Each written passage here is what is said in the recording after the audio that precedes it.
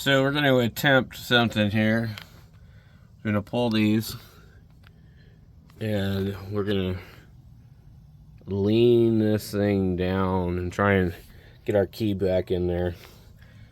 So just going to pull this, just lean it down, try and pop the key in.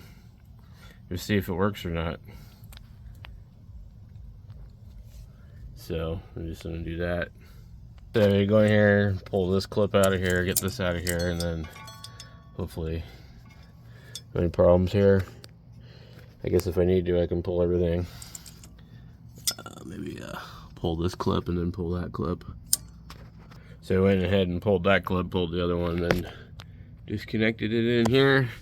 You gotta pull this piece out of here. And then so hopefully we could just take this thing, yank it back like this. We've got our axle undone, and then we can put some pressure on this to get the key to rotate so we can get it in.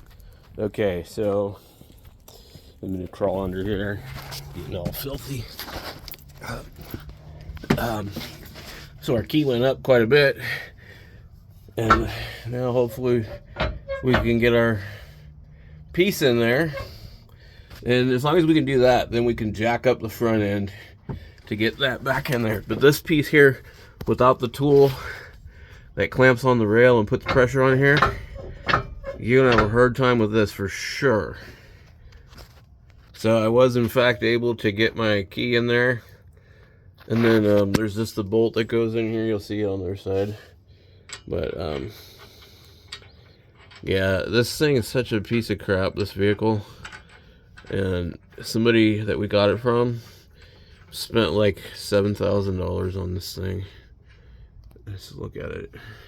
I had to replace the back of that, but the problem is inside the sleeve on the output shaft is worn.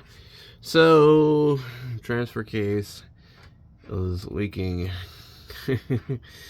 the transmission is leaking into the transfer case. So anyway, so we got this here, and then now we'll get out from under here and we'll see if we can get the front end back together. So this will be the tricky part, to get this in here, but at least I can jack up the lower control arm and try and get these to go back in. So as you can see, this bolt here was loose, and that thing was just tearing it up pretty bad, and we had no idea. Anyway, I'm back in a minute. I ran into another problem. It wants to pull the brake line, so I gotta undo the brake line, because that's gonna be a problem. So anyway, so I managed to just kind of lift up on this, and I didn't have to take the brake line off, but if I had fiddled around with it much longer, I probably would have been pulling on it, maybe possibly end up with a really bad deal and break the brake line. Just got that one in, and so we just have to do our axle, our sway bar link, tighten up all our bolts, and we should be good to go. And then make sure this thing is got Loctite on it or something, because that is bad news. So, and then we'll get down here and we'll adjust the key down there. But so this trick was able to do it without the tool. So I was afraid I wouldn't be able to, but I was. So hopefully we don't find that it's indexed off wrong, which is a possibility, I guess.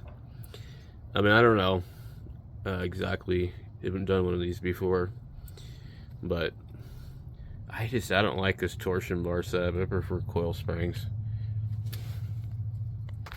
Alright, so I'm just finishing getting in my marks lined up, getting it all tightened up, and go from there.